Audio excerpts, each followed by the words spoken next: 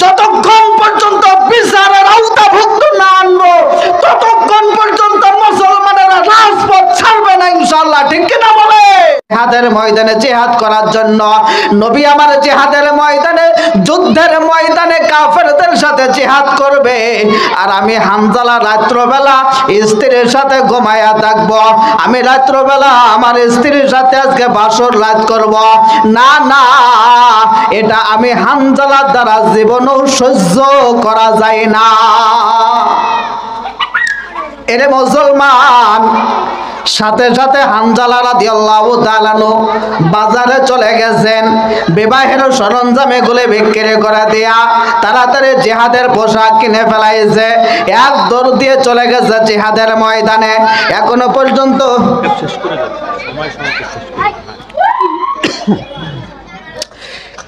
পর্যন্ত আল্লাহর রাসূল সাল্লাল্লাহু আলাইহি ওয়াসাল্লাম জিহাদের ময়দানে পৌঁছায় নাই। এখনো পর্যন্ত তিনি জিহাদের ময়দানে পৌঁছায় নাই। তার আগেই হানজালা জিহাদের ময়দানে চলে গেছে, কাফেরদের সাথে জিহাদ শুরু করেছে। এ মুমিন, কাফেরদের সাথে জিহাদ করতেছে। হানজালার মাথা থেকে পাও পর্যন্ত শরীরটারে ঢেকে ফেলাইছে, ঢেকে তিনি যুদ্ধের ময়দানে জিহাদ শুরু করে দিয়েছে। এদিকে নবী সাল্লাল্লাহু আলাইহি ওয়াসাল্লাম জিহাদের ময়দানে চলে গেছে, গিয়ে তাকায়া দেখে কি ব্যাপার, কাফেরদের সাথে একজন মুসলমান মাত্র জিহাদ করতেছে। ব্যাপার কি ব্যাপার? আমরা তো এখনো ময়দানে গেলাম না, আমরা তো এখনো ময়দানে যাইতে পারলাম না। এ কি ব্যাপার? কাফেরদের সাথে কে জিহাদ করে? আল্লাহু আকবার। তাকায়া দেখে তাকে হানজালাকে চিনাও যাইতেছে না। এক পর্যায়ে জিহাদ করতে করতে হযরত হানজালা রাদিয়াল্লাহু তাআলা শাহাদাত বরণ করে ফেলাইছে। এ মুসলমান ইমানদার, নবী আমার ডাক দিয়ে বলেন, ও সাহাবীরা, তোমরা একটু ময়দানের মধ্যে তালাশ করে দেখো, ময়দানের মধ্যে তালাশ করে দেখো মুসলমানের পক্ষে কে জিহাদ করলো ব্যক্তিটা। আল্লাহু আকবার। সাহাবীরা তালাশ করতে করতে একজনের হাত পাইছে, আরেক জায়গা থেকে মাথাটা পাইছে, আরেক জায়গা থেকে বডি পাইছে। সবগুলো যখন এক জায়গা করেছে, নবী আমার তাকায়া দেখে এ তো সাধারণ কোন সাহাবী নয়, এ হলো আমার ওই সাহাবে যাকে আজকে বাসর রাত্রবেলা, যাকে আজকে বাসর করার জন্য আমি অনুমতি দিয়েছিলাম।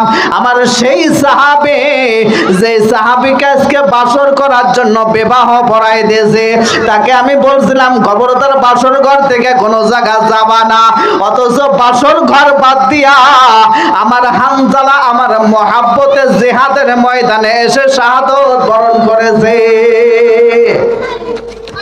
সুবহানাল্লাহ, সুবহানাল্লাহ। নসিহত নিয়ে আসছেন হাফেজ মাওলানা জাহিদুল ইসলাম, ইমাম ও খতিব, পূর্ব গঙ্গাপ্রসাদ বাইতুল মামুর জামে মসজিদ। হযরতকে তার মূল্যবান নসিহত পেশ করার জন্য সবিনয় অনুরোধ জানাচ্ছি। আজান বন্ধ।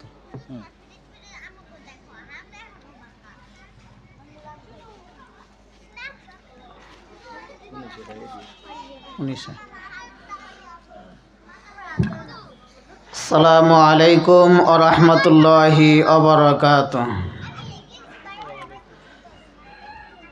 আলহামদুলিল্লাহ,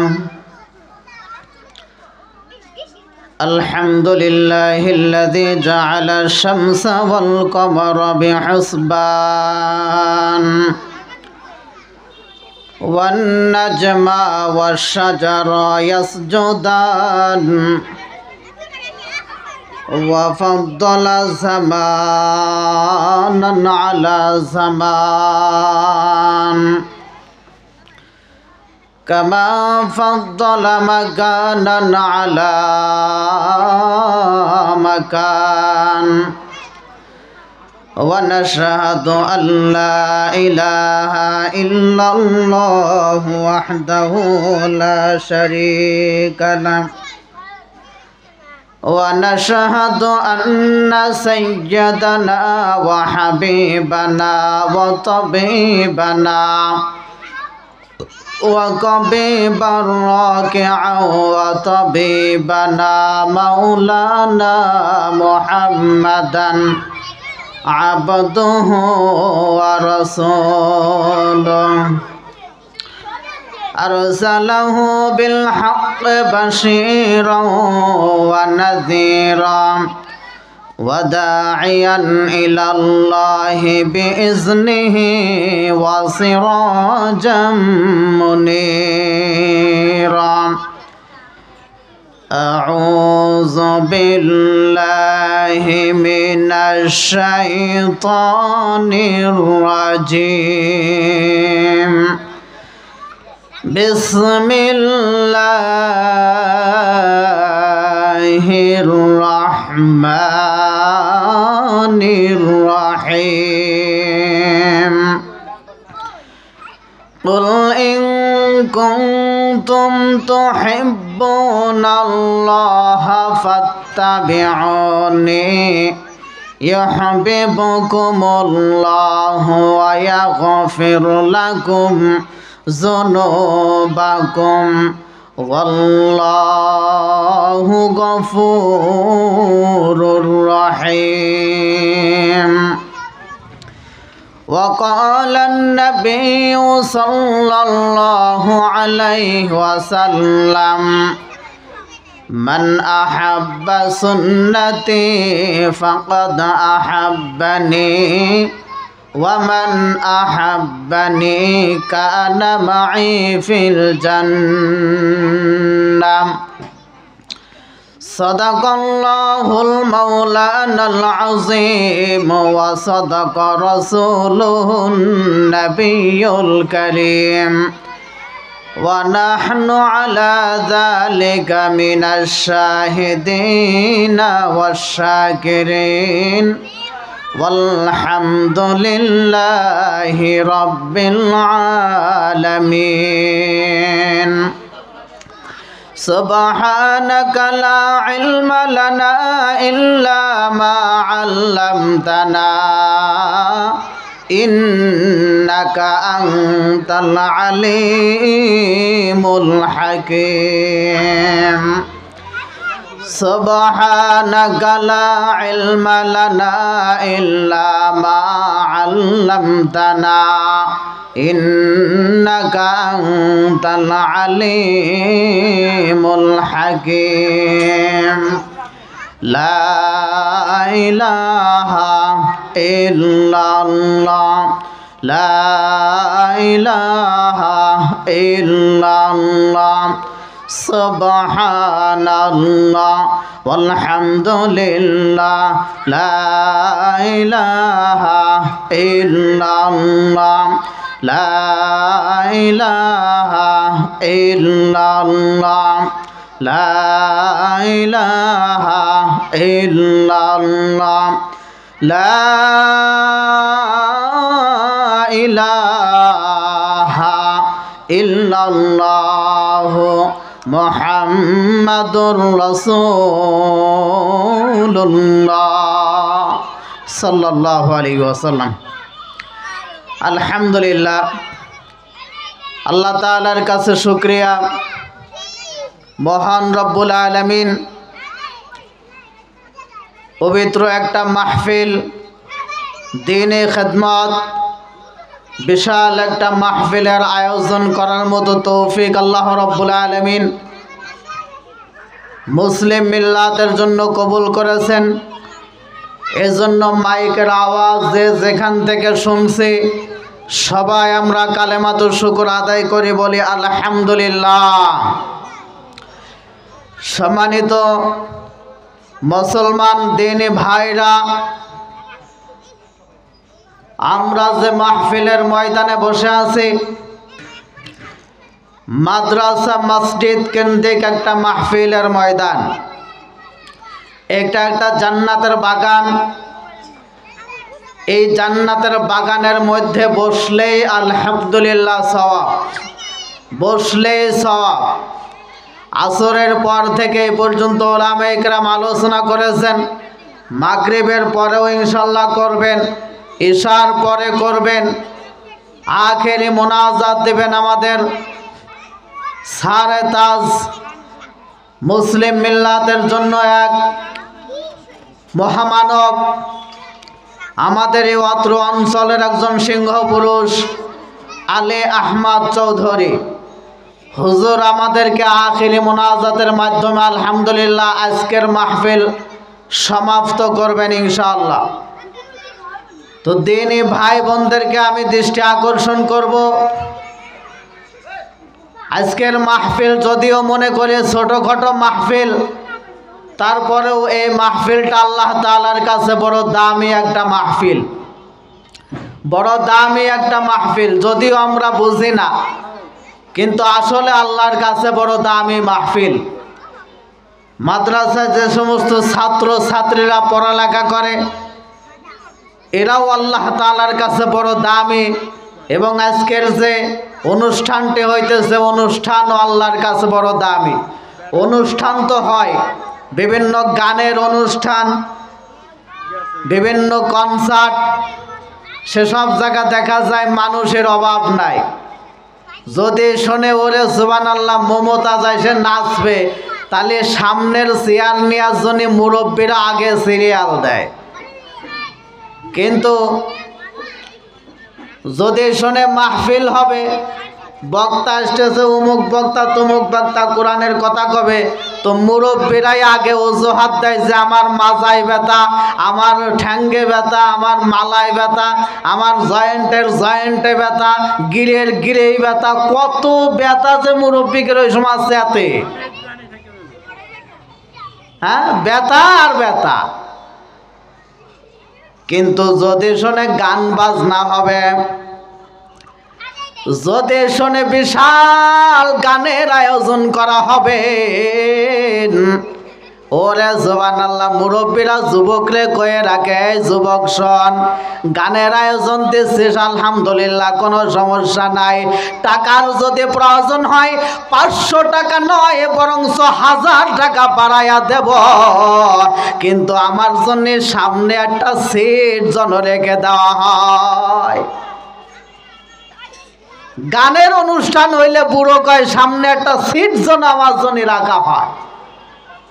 আর নাচ যখন শুরু করে তখন বুড়ো চশমার উপর দিয়ে তাকায় দেখে যে নাচতেছে কেটা, আগে ওইটারে ভালো হইলে দেখি। অথচ মাহফিলের ময়দানে বুড়োর খোঁজ থাকে না। মসজিদে যদি যাওয়ার কথা হয়, মুরব্বী মসজিদে যাও, নামাজের সময় হয়ে গেছে, মুরব্বী তখন নামাজের খোঁজ থাকে না। মুরব্বী তখন ডাক দিয়ে বলে আমার মাজায় ব্যথা, আমার অমুক জায়গা ব্যথা, আমার তমুক জায়গা ব্যথা, নামাজে যাওয়ার মতো শক্তি আমার নাই, নামাজে যাওয়ার মতো শক্তি নাই, কিন্তু গানের অনুষ্ঠানে যাওয়ার মতো শক্তি আমাদের থাকে।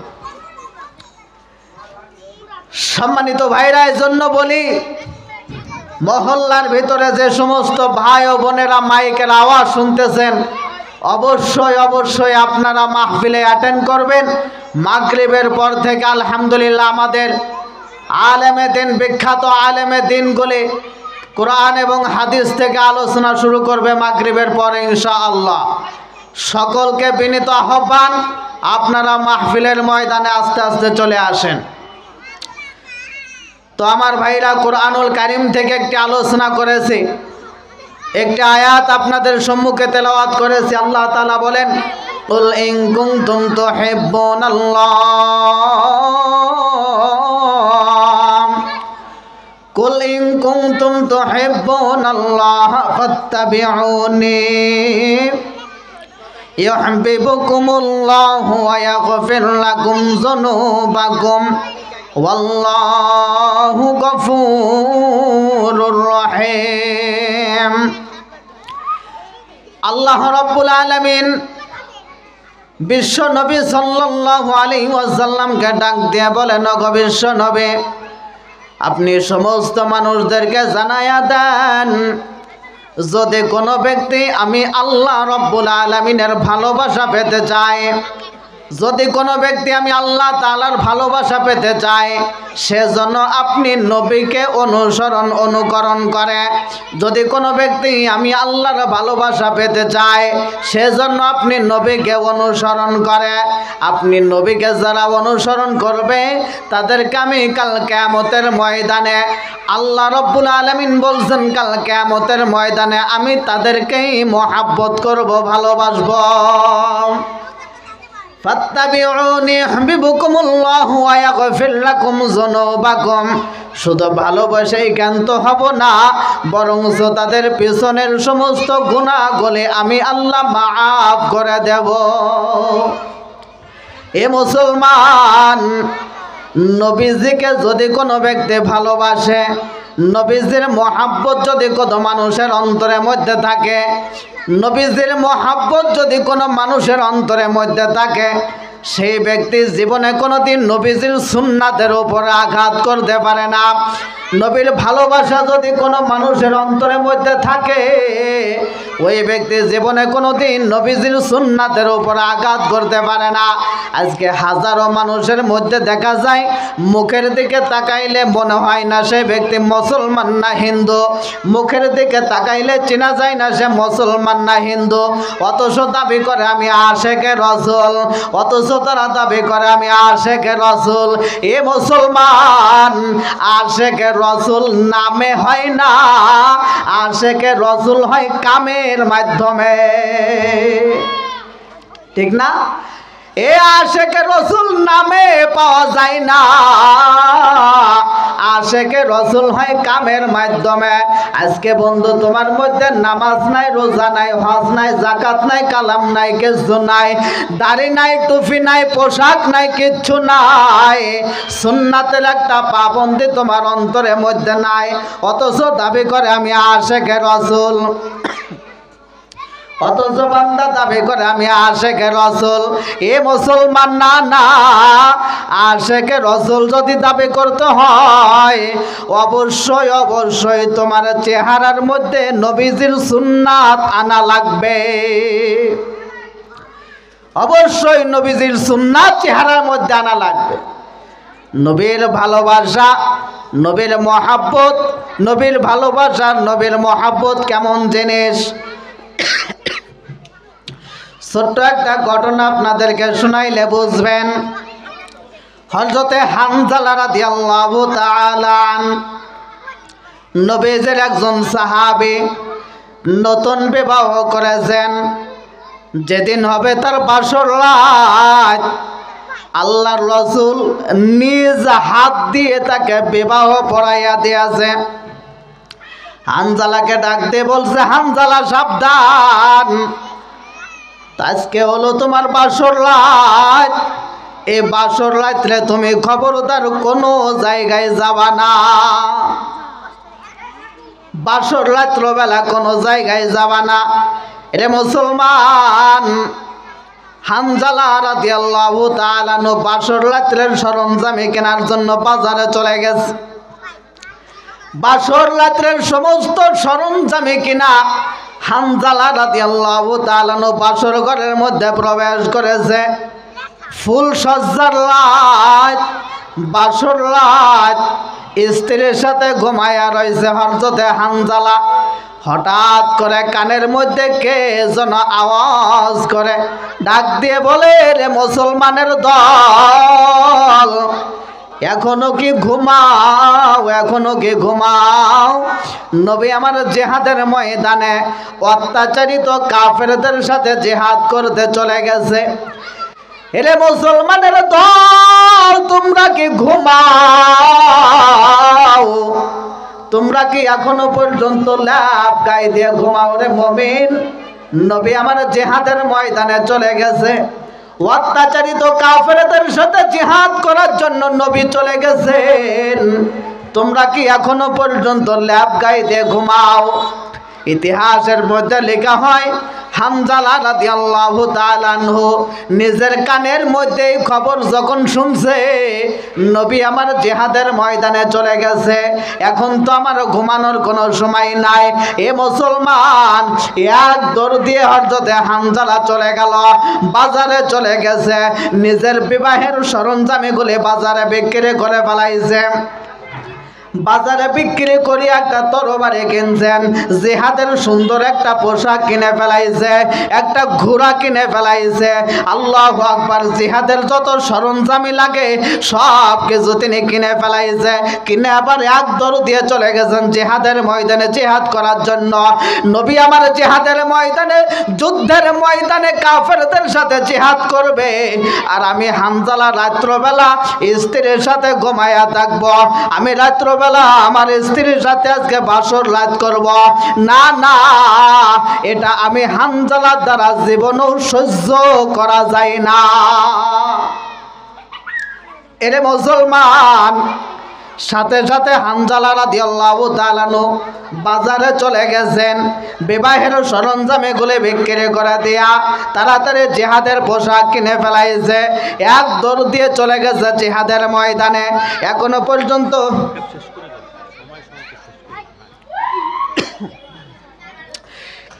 পর্যন্ত আল্লাহর রাসূল সাল্লাল্লাহু আলাইহি ওয়াসাল্লাম জিহাদের ময়দানে পৌঁছায় নাই, এখনো পর্যন্ত তিনি জিহাদের ময়দানে পৌঁছায় নাই। তার আগেই হামজালা জিহাদের ময়দানে চলে গেছে, কাফেরদের সাথে জিহাদ শুরু করেছে। এ মুমিন, কাফেরদের সাথে জিহাদ করতেছে। হামজালার মাথা থেকে পাও পর্যন্ত শরীরটারে ঢেকে ফেলাইছে, ঢেকে তিনি যুদ্ধের ময়দানে জিহাদ শুরু করে দিয়েছে। এদিকে নবী সাল্লাল্লাহু আলাইহি ওয়াসাল্লাম জিহাদের ময়দানে চলে গেছে, গিয়ে তাকায়া দেখে কি ব্যাপার, কাফেরদের সাথে একজন মুসলমান মাত্র জিহাদ করতেছে। ব্যাপার কি ব্যাপার? আমরা তো এখনো ময়দানে গেলাম না, আমরা তো এখনো ময়দানে যাইতে পারলাম না, এ কি ব্যাপার? কাফেরদের সাথে কে জিহাদ করে? আল্লাহু আকবার। তাকায়া দেখে তাকে হামজালাকে চিনাও যাইতেছে না।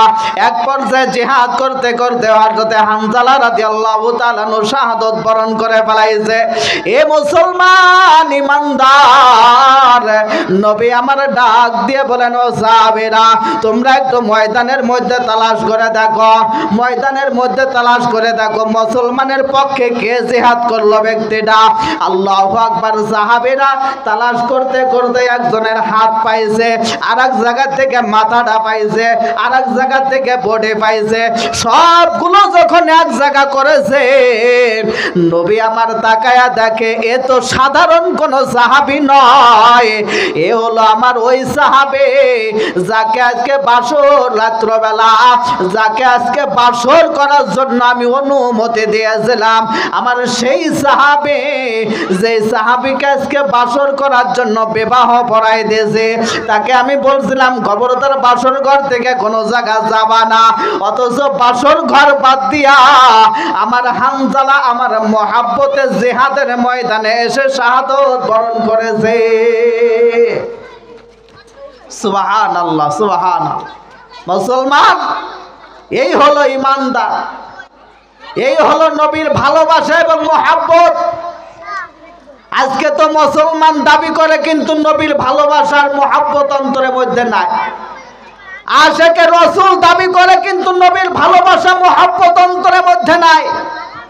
সুতরাং মুসলমান, আমি আজকের আওয়াজ দিয়ে এই মাহফিলের ময়দান থেকে সকল মুসলমানদেরকে আহ্বান করি, হে মুমিন, আল্লাহর রাসূলের মহব্বত এবং ভালোবাসা যদি আমার আপনার অন্তরের মধ্যে থাকে, নবীজিকে যদি কোনো ব্যক্তি অপমানমূলক কথাবার্তা বলবে, নবীর চরিত্র নিয়ে যদি কেউ কথাবার্তা বলে, নবীর ইজ্জত নিয়ে যদি কোনো ব্যক্তি আঘাত করে, আমাদের যাদের কলিজার মধ্যে নবীর ভালোবাসা এবং মহব্বত আছে, আমরা ওই সমস্ত কুলাঙ্গারদেরকে যতক্ষণ পর্যন্ত বিচারের আওতাভুক্ত না আনবো, ততক্ষণ পর্যন্ত মুসলমানেরা রাজপথ ছাড়বে না ইনশাআল্লাহ। ঠিক কিনা বলেন?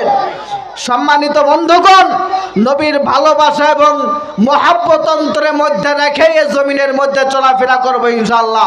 তাতে যদি আমাদের গর্দান উলে যায়, উলুক কোনো সমস্যা নেই, কিন্তু নবীর ভালোবাসা এবং মহাব্বত আমাদের অন্তরের মধ্যে আছে ইনশাআল্লাহ। আল্লাহ তাআলা আমাদের সবাইকে নবীর মহাব্বত এবং ভালোবাসা নিয়ে জমিনের উপরে চলাফেরা করার তৌফিক দান করুক, আমিন। ওয়া আখিরু দাওয়ানা আনিল হামদুলিল্লাহি রাব্বিল আলামিন। আসসালামু আলাইকুম ওয়া রাহমাতুল্লাহ।